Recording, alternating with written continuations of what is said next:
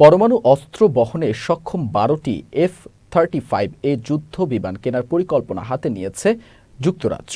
British প্রধানমন্ত্রী কিয়ার স্টারমারের কার্যালয়ের বরাতে এই খবর জানিয়েছে আল জাজিরা। প্রতিবেদনের মতে, যুদ্ধ বিমানগুলো কেনা হবে ব্রিটিশ বিমান বাহিনীর জন্য। লক্ষ্য পরমাণু হামলার সক্ষমতা বাড়ানো।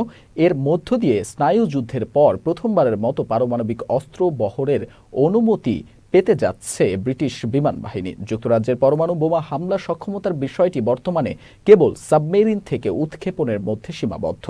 F-35 যুদ্ধ বিমান ক্রয় পরিকল্পনার পক্ষে সাফাই দিয়ে মঙ্গলবার এক বিবৃতিতে ব্রিটিশ প্রধানমন্ত্রী কিয়ার স্টারমার বলেন, বর্তমান বিশ্ব চরম অনিশ্চয়তার যুগে। এই যুগে শান্তির বিষয়টি আর হালকাভাবে নেওয়া যায় না।